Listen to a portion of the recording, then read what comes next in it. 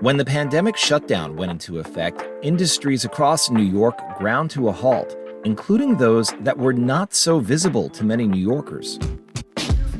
I first pivoted to OnlyFans, where I was making some fetish niche content. Escorting is my passion. It's the best job I've ever had. It's a job I've loved the most. So I'm doing as much of in-person escorting work as I can while remaining safe. Sex workers already were facing so many challenges.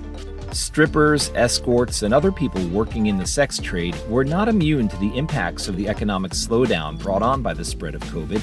Most lacked the social safety nets that were available to many others during the crisis. Some continued with their work despite the increased risk, while many others switched to adult work online.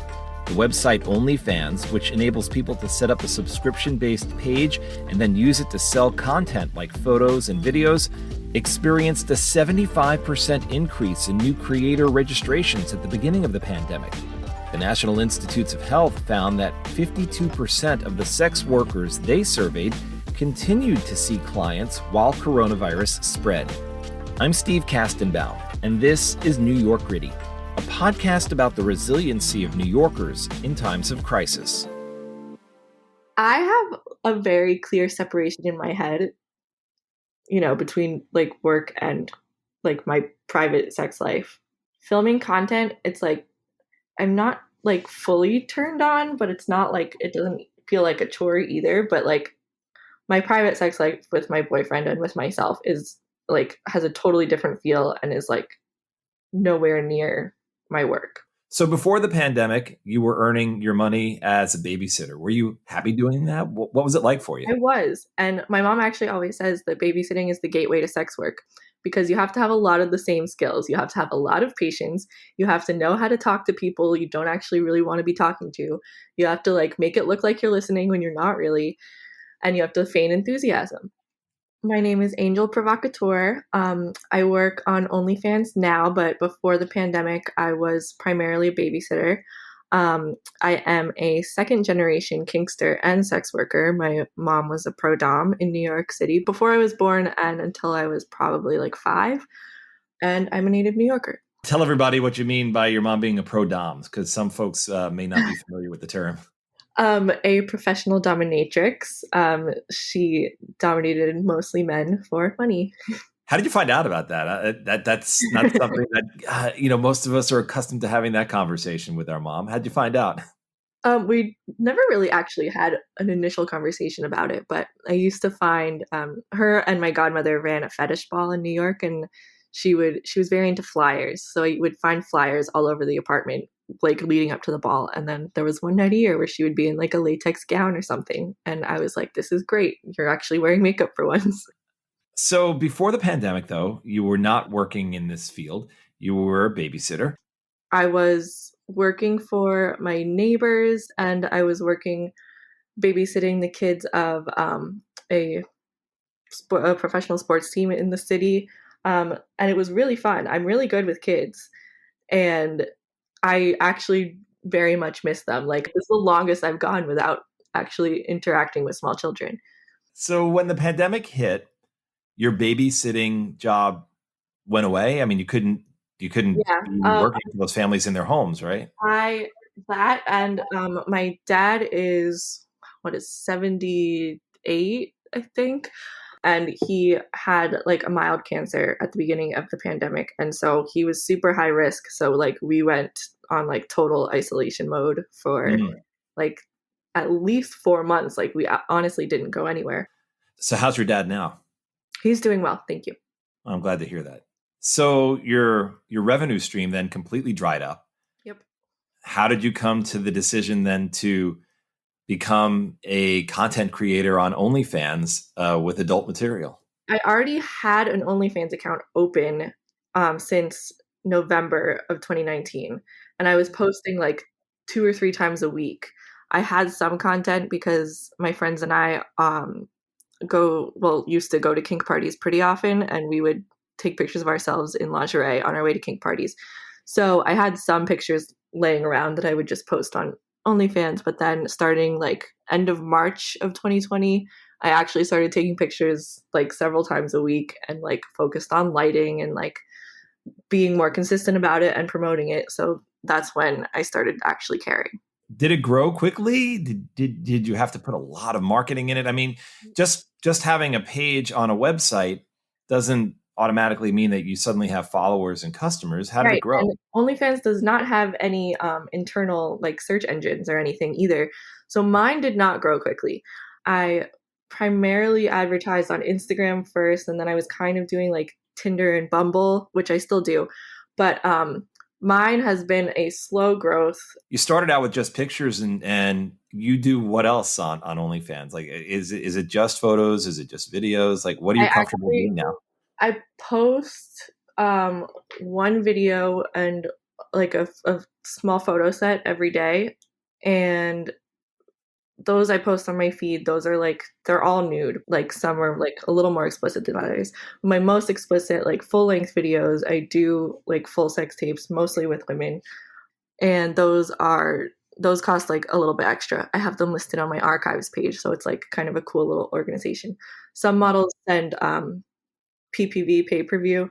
It's called PPV, but like you only buy it once. But anyway, some people send those to all of their subscribers in messages, and then they can unlock them. So there's a lot of different ways, a lot of different methods to earn cash through OnlyFans, not just the subscription fee. Yes. There's a lot of other additional things you do to generate more cash, basically. Yeah, it entirely depends on like how much effort and what kind of effort you want to put in. Is it safe to say that this wasn't too difficult to transition for you, or was it odd at first?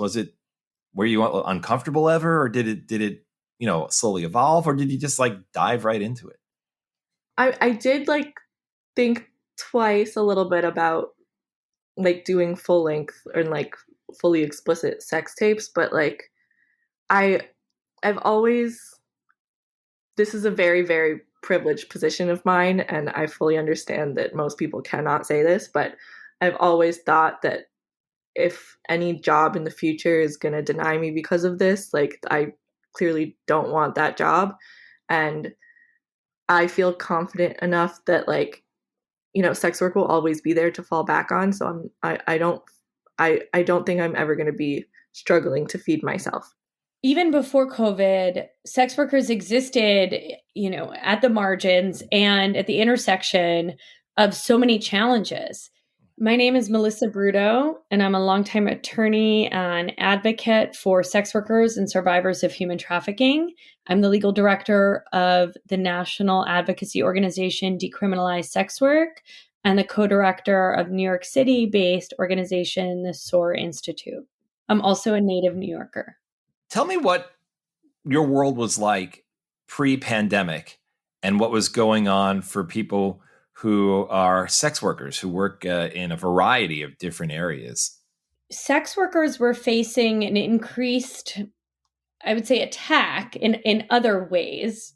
Before COVID, there had been an increasing number of federal regulations and federal bills, some that have passed, some that haven't, that seek to regulate sex work on the internet. So sex workers were already dealing with that, especially in the wake of FOSTA SESTA, which was a federal bill that passed in 2018 that really decimated dozens, if not hundreds of websites, adult entertainment websites, where people were able to find and vet clients safely, were shut down. We have obviously free speech, and there's free speech protection on the internet, right? The Communications Decency Act has always sort of allowed websites to exist without being liable for what people post on those sites. This created an exemption that basically allowed websites to be sued for trafficking if they permitted prostitution or exploitation on their sites. The problem, there's endless problems with that, but one of them being that there is this conflation between sex work and human trafficking, right? Those are two distinct things, right? And so when you say a website can be sued for trafficking people or permitting trafficking to occur, how are you, disentangling that from consensual prostitution? And also, how are you disentangling that from legal sex work? And when we're talking about sex workers, we're talking about a broad range of everything from at one end of this realm, as you talked about, prostitution or escorts, right? There's a big range there, right, of people that are encompassed in this sex work label. Sometimes they include fetishes like dominatrix and whatnot, even if sex isn't involved. It's a broad range of people that are covered by this term. Correct. So sex work is a really broad umbrella term, right? Where you have most of erotic or sexual labor is fully legal, right? Most of it is not defined under prostitution laws. So that was the landscape for people who are in the sex work industry pre-COVID. Then the pandemic happens and shut down everything that involved in-person interactions. Did it shut down some online stuff too, or is it mostly just exotic dancers and people who are in the escort work?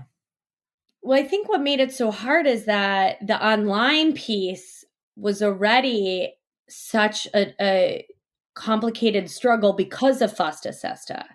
Then you see a wave of people trying to figure out the online space, which again is already has seen immense restrictions. So it's already a more narrow space. And then all of a sudden you have everybody rushing to be part of the online space who before was doing sex work in person. So I think it's just, it became so competitive. What was already a competitive market, right? Camming and online porn and all that stuff. It's already very competitive. And then you just see everybody trying to figure out how to make a living online. It's really hard. It's an already crowded, competitive space that's fraught with all these legal difficulties. And now it's even more so. I mean, the nice thing about camming and online porn is that it's legal, right? Mm-hmm. But again, there, you have to figure it's you're sort of completely pivoting, right? If you're somebody that engaged in, that's a whole other market that you're having to figure out. I actually really enjoy it. I really, really enjoy interacting. I love talking to my fans. I really like what I do. And that during the pandemic, I spoke to a lot of people that had fear of even dating. And I would be talking to somebody and they're like, it's just me and my daughter and I'm scared to death to meet anybody. And all of a sudden they're coming to me for comfort. And they're like, I normally don't do this, and I could really tell because they're like, they're saying, I can't go on Tinder no more. I am Marcella Alonso. I am currently a content creator out of New York City.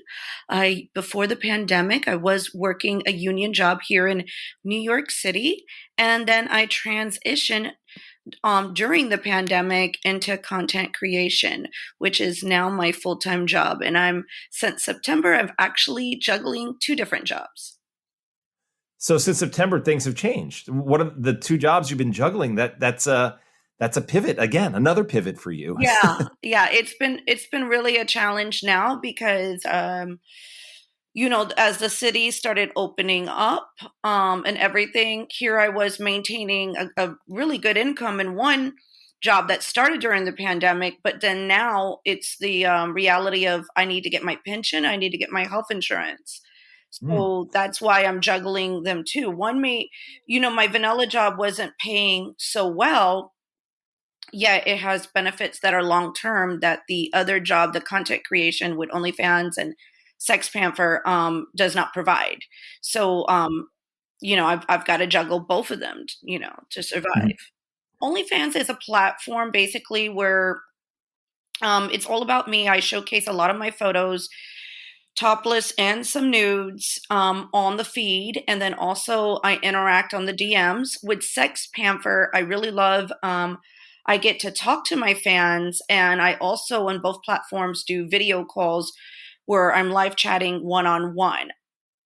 And all of those aspects, not only are you interacting with your fans, it provides income for you, right? Yes. And a lot of during the pandemic, a lot of people were lonely, and I was profiting very much so because I do love interacting with my fans. And some were, just lonely wanting to chat, and some were, just feeling some kind of way, sexual. So I did do something called sexting a lot too, as well. Before the pandemic, you had your union job. Mm-hmm. Was that going well for you before the pandemic? Yeah, no, it was going well. I was working quite often. I was, maintaining a good income.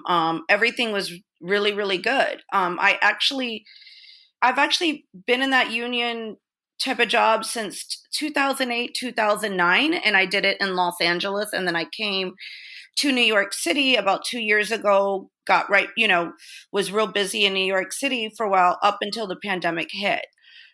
All of a sudden, everything was shut down, all of New York City. I think so many people were such a big transition for every single person out there.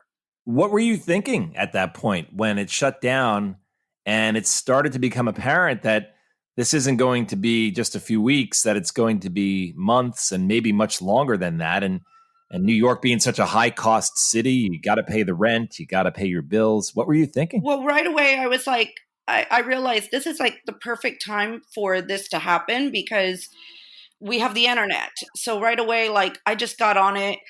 And I just started really going hard at this. I just saw like a chance to make money.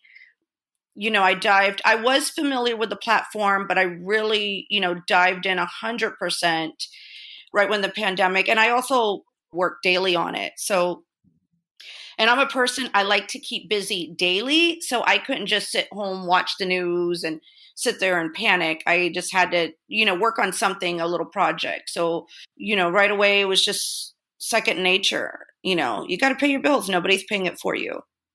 Had you ever worked producing any sort of adult content before or doing adult entertainment before? I did do adult entertainment. When I was 18 years old, I started stripping, and I stopped in, I want to say 2012. So I did have that background. However, I transitioned to my vanilla job. I thought, oh, this is it. This is going to be the last of it. Nope, that wasn't the case. How did that feel for you, going from what you're calling a vanilla job back into this adult entertainment world? It didn't really bug me because I did have that prior experience. Again, I've just felt blessed that it happened at the right time because of the internet. When I was younger, we didn't really have, there was just, I think, webcamming and that was it. So I felt kind of blessed that it happened the way it did at the right time. Like stuff happened. And then another thing, I did not want to deal with unemployment. I did not want to deal with welfare or nothing like that. So I was like, let me just work hard, and those that need those benefits, they can go get it. So I just dived into it. I really pushed myself hard. I also learned during that time how I'm probably the best photographer for myself ever. You're your own photographer? I'm my own photographer. So I have learned how to shoot myself. So during the pandemic, I watched a lot of YouTube videos, how to take photos. I also watched about stage dressing, like how to, do the background, how to take, like make the background look nice, set decoration, you name it. I just really dived into it. So I'm kind of my own one person operation here. I do have assistants though. But they help me more with the marketing aspect. Sex is everywhere. Like everything about our society, like everyone's aware of sex. Most people desire and want sex. And it's just where we deem it is or is not appropriate that we're allowed to express those things. But I see it all the time. Like all of my private clients that I used to work with and that I, work with now, they're all just regular people who would never feel comfortable expressing that they subscribe to an OnlyFans or that they've been to a strip club unless it's a bachelor party. It just is a bummer. There's a lot of shame around everybody's individual sexuality that keeps us really separated from each other. My name's Colleen, and before the pandemic, I was working at an underground strip club where I was primarily a dancer, but my club also allowed tantric massage as well as some pro doming, which I participated in. And then obviously once COVID hit, everything had to shut down. And I first pivoted to OnlyFans, where I was making some fetish, like niche content. And then eventually also I started making some content with my partner, a little more traditional boy girl content as we went on. There's a wide variety of things that exist in this broad term sex work in New York City. What is an underground sex club? Because we're all familiar with what the striptease club is on the streetscape of New York. What's an underground sex club? Yeah, great question. So the club that I worked at was technically not legal, which I actually only found out about after I started working there. And really, the main reason for the differentiation, I think, is because New York City particularly has some pretty strict rules about what is and is not allowed in a strip club. For example, like there's regulations on the type of panties that you have to wear. They like can't be sheer and they have to be at least 3 fingers thick, and a couple other things. Because New York City doesn't allow full nude and other things like that. And this club was just like kind of flying under the radar of those things. And so we still were primarily a strip club. We were technically a lap dance club. And so most of well, we didn't have a pole. And so most of the money we made was through either booking lap dancers or booking private rooms. My club was lax with like physical contact. In a traditional New York City strip club, there's no physical touching like allowed. Most girls don't allow it, period. But the clubs will really enforce that. And my club did not enforce that. And so there was more human contact. When you say an underground strip club, does that mean, was there like a membership fee or something like that in order to be able to go to this place? Or was it similar to a typical strip club where you pay at the door and you're in? So what I understand, there was not a membership fee, but there was a private list. So the members didn't have to like pay a monthly fee to like get into the party, but you had to know somebody who went to get invited. So what happened in the beginning of March to that club when the pandemic forced a shutdown of everything in New York? Since this was an institution operating below the radar, did it keep operating or did it also shut down? Well, everybody was talking about COVID, but we weren't really sure how dangerous it was. And so we were operating probably for a couple weeks longer than other clubs, I would say, who shut down a bit quicker. But eventually the restriction on just like venues and because we would rent out bars that like after hours is how we would operate, and eventually the bars were like, we cannot lose our license over this, like we need to stop. And so we stopped having venues, and that's when we stopped working. So was this your main source of income at the time? Yeah, I would say so, for sure.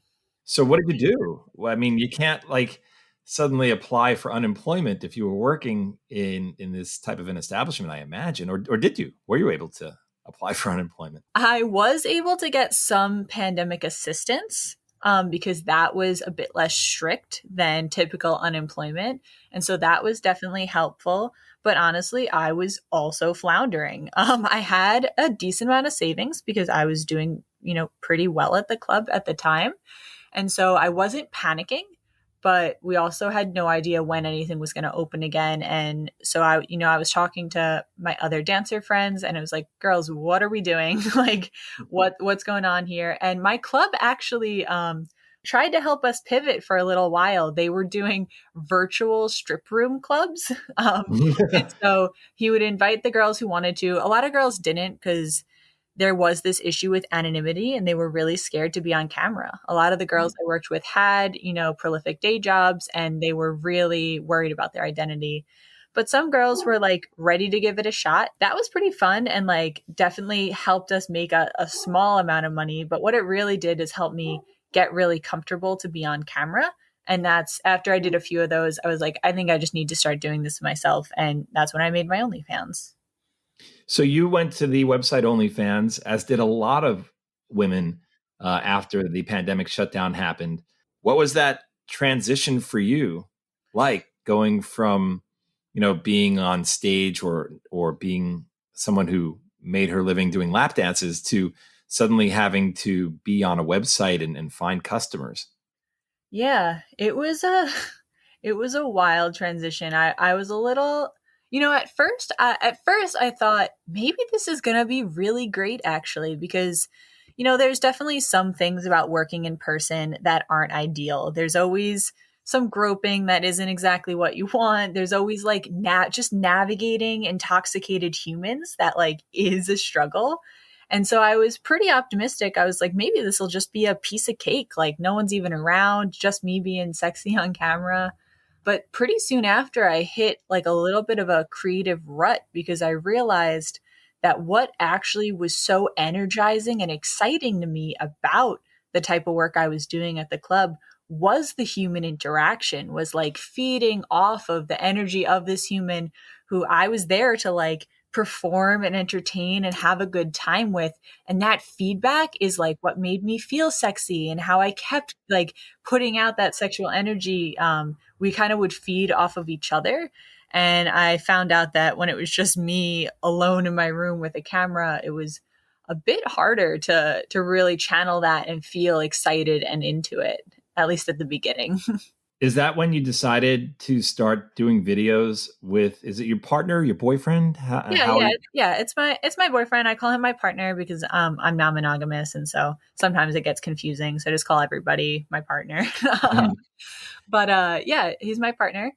And you started making full-on sex videos for the website? Yeah. We just started making porn basically, because me and my partner, always had this amazing sex life. We were already doing sex parties together where we were kink performers. And so we would like perform as like dom and sub together and like give these like spanking performances. And we always had a lot of like performative chemistry is kind of how I think about it. Which felt really, amazing. And that actually translated really easily onto camera. I know people who are still finding parties and fun right now, which are, I know there's an underground scene going on at the moment. I know that some parties of our type have already come back and have been trying to come back for a long time. I mean, there's been a few high-profile busts of clubs in New York. My name is Kenny Blunt. I am the co-founder and one of the producers of Chemistry NYC, which is an erotic party that happens usually in Brooklyn, but at different locations throughout the city. And we're waiting to come back. Explain what the erotic party is, what Chemistry is, what it's like, how long it's been around, what the attendees are like. Sure. Well, we're a private membership organization, which means that there's a process to get invited. It's not something that we advertise to the general public, or and which helps in that we always know who's at the event. It's where you often hear of kind of parties getting out of control. It's an environment that stays controlled, but within that, it's a really crazy, wild, just wild, fun experience. What we bring to the erotic event is entertainment. We'll have usually live music. We'll have burlesque performers, often circus-style acts, and just really a great, intelligent, artistic community. We have been in operation. Our first party was in 2006, so in May we'll hit our 15th anniversary. What are the attendees like who go to this? How many are there? And what's a typical night like? Generally, and it depends on what venue, because we use various venues. A party can be, generally they were between 100 and 200 attendees. After 15 years, our membership really runs the gamut. We have a lot of artists, we have a lot of professional people. Our age range is all over the place. I'd say the vast majority of our attendees are in their 20s and 30s, but kind of along with that Burning Man ethos, it's really more of an attitude. So, we have some partiers in their 40s, 50s. I think we have a really good, we're like New York, we have a really good representation of people. Usually a party opens at 9, and the bulk of the crowd is there usually by 11 or so. We'll have, a band play, as people mingle and get to know each other. We'll have a burlesque show usually that happens around 11 or midnight, somewhere in there. And then we'll have a DJ for dancing throughout the night. It's kind of important to us to have a lot going on, so that it's one of those things where if you create an environment where not everything is focused on the sexual element, people have a lot to see and do and talk about when they're meeting new people. It really creates a sexy environment. And then, yes, we do have playrooms at the party where people are free to engage with each other, people they meet, people they came with, whatnot, in a safe manner.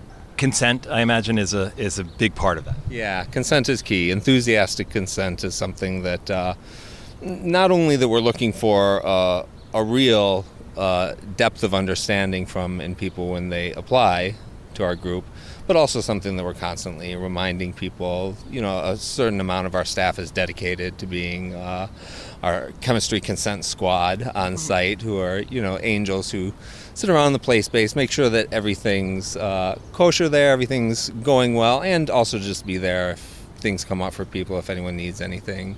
So when was your last party before coronavirus hit New York City? Sure. Our last events that we had were Valentine's Day weekend 2020. Oddly enough, and they were really, truly in our history, they were up there as one of the best parties. So our last parties were Friday and Saturday night, February 13th and 14th, I believe. And oddly enough, the theme of that party, because our parties do have costume themes most times, was My Apocalyptic Valentine. It was an apocalyptic world future thing, and it was crazy because the whisperings of coronavirus were in the air. And if you heard this thing that's coming, and is it gonna change our lives? Is it gonna be another scare like some of the other scares that had happened, Ebola, swine flu, that never really touched us here.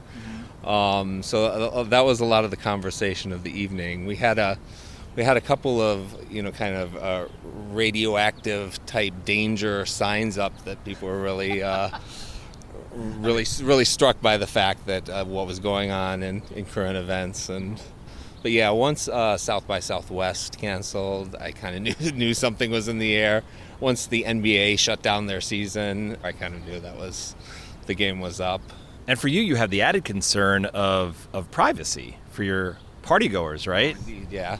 Indeed. In fact, that was one of the things that went into the decision then, because it was pointed out to us, because just the beginnings of contact tracing was coming to light, and that's how one of the ways that public health officials were going to be dealing with this.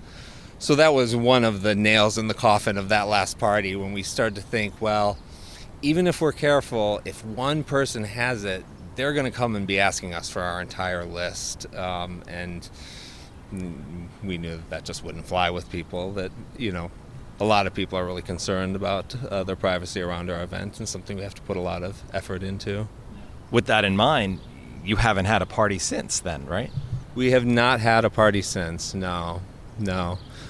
We went into hibernation like most of the city for the first 3-4 months or so. When the very first time that cases were really getting low and there was hope in the air, around June or so, we had a Prospect Park meetup. We preached everyone to wear their mask, to be safe about it, to only come if they had gone through that checklist that we've all gone through, and not traveled. So that was an outdoor just get together sort of thing. Yeah, it was definitely not our party. It was a family affair. In fact, some people brought their kids. It was a social distance meetup just to actually see other people. We set up a DJ. There was some dancing, but it was really a different kind of thing. So how are you feeling about the future then in this realm, in this aspect of New York's social and economic fabric? That's hard to say. We're feeling hopeful, that things will be back. I don't know. It's a different New York. A lot of people left. Will those people come back? I feel confident that what we do stands out enough that there's going to be a market for it in a place like New York City. Maybe we'll have to temper our expectations. Maybe we'll come back a little smaller. Maybe it'll take a while for us to build back. But, I feel pretty good. Just what I don't feel, quite so secure of is just when will this all happen. There's still a year into it. It seems there's so little known about exactly what tomorrow holds for us. President Biden has set down that symbolic Independence Day of July 4th as when we'll be free of what I took it to mean or heard was the masks and the pandemic living. We hope that's true. We'll be throwing a party that weekend for sure. Escorting is my passion. It's the best job I've ever had. It's a job I've loved the most. So I'm doing as much of in-person escorting work as I can while remaining safe and only seeing clients that I think will be a good fit for me, right? So I had never stopped during the pandemic, really. I'm Mia Lee. I'm an escort based in New York and San Francisco. Mia, how long have you been in this line of work? A couple years now. How did you first get into this?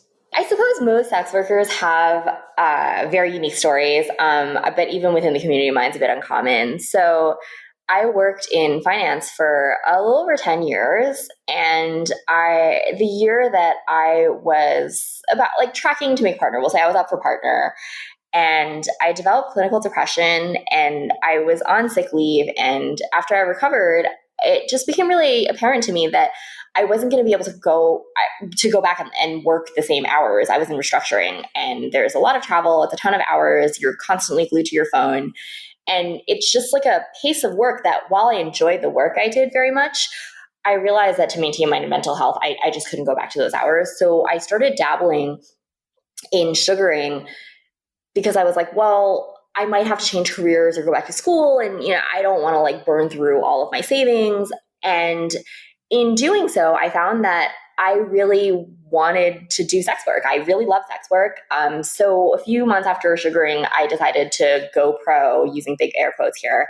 So I did a ton of research on professional escorting and screening and marketing and photography, web design, et cetera, et cetera. So yeah, about a few months after starting to sugar, I went pro, quote unquote, and I started escorting, and I haven't really looked back since. It's the best job I've ever had. Can you explain what sugaring is? The sugar daddy. So typically sugar arrangements are not by the hour the way escorting rates work. So a lot of the sugar babies end up spending a lot more time with the sugar daddies than you would if you were a provider, and the boundaries are much fuzzier. So there's a lot of texting and it's almost like a full relationship. And I prefer to have a very professional relationship where I show up for X number of hours or X number of days. It's agreed upon. I provide a service. I provide you the best possible service that I can. And then we both go home. So another thing that some people who are listening now might want to understand is, how is this different from what they perceive to be prostitution? According to my attorney, who is very expensive, I sell my time. And he's not wrong, right? I'm not intimate with every single client. I absolutely sell my time. And it's complicated, right? Because it's a function of privilege that I'm able to say I sell my time. It's a function of privilege that I'm able to afford the attorney that I have to give me legal advice on my legal risks. And obviously somebody who is working the tracks, that's how we refer to a lot of street-based sex workers, is not able to say that, right? I mean, they're generally performing certain acts in exchange for an amount of money. So yeah, again, I guess if you ask my attorney, I sell my time, and technically I don't sell sex, which is true. But the reality is most clients who book with a provider expect some level of intimacy. You also pay taxes. This is a real job for you. Oh yeah, it's very much a business. I love the business aspect of it. So what were you doing? How was your business going right before the pandemic hit New York City? It would be common as a high-end provider for like 80% of your business in New York City to be business travelers. And obviously business travel is ground to an absolute halt, like not 5%, like 0%, right? So in terms of how this has impacted my business, so pre-COVID, I was touring very minimally. I was really just New York and San Francisco, and I was seeing business travelers in both of those cities. And I had a few regulars, still have a few regulars in either of those cities that live locally. And I was also doing a lot of travel to either conferences or accompanying my clients on business trips. So as you can imagine, a lot of those things have gone away. And what's been unfortunate from an experiential perspective, money aside, is that those were the bookings that I enjoyed the most. And frankly, the ones where I felt like I was providing the most value to my clients, that's gone away in its entirety. And volume, I think, is generally down for everyone for a litany of reasons, although it's coming back as people get vaccinated. You know, they keep talking about a new landscape here in this city as far as business is concerned. You know, the offices not being fully occupied even when the pandemic is over. The predictions, and we don't know if these will come true, are for a different landscape as far as the number of people coming into the city are concerned. So from someone who is dependent on that flow of people, what's your outlook for the future of New York? Yeah, again, I think it's very hard to predict. I will say that the specific niche client demographic that I serve is typically restrained by factors other than funds, right? So this is the world's oldest profession. Clients definitely want to see us. So clients are going to find a way to pay for it, and we're going to find a way to make it easy for them to do that. So whether that is by maintaining an in-call location in New York that's not a hotel, or traveling to them, or meeting them where their business travel takes them, we're going to figure it out. I mean, this is a very adaptive industry. I'd like to consider myself a pretty resilient, adaptive business person. So I don't know what that's going to look like. I think New York as a financial hub will remain for quite some time. I mean, we've survived many, I don't know if setback is the right word. We've survived a lot of adversity pre-COVID, and I think New York as a city will continue to do so. But business is definitely starting to pick up for me and in my industry. And I think that clients are also eager to return to the lives that they had before, right? And that does require some concentration of culture and dining and beautiful women and colleagues and all of these things. And you're really going to find that in large cities like New York and San Francisco. So we are looking at a new world in a sense, and we're looking at the more availability of rapid tests, of PCR tests, of all of these things. And so I do think that more and more people are going to be engaging and are already engaging in in-person sex work. That's Melissa Brudeau again, the attorney and advocate for decriminalizing sex work.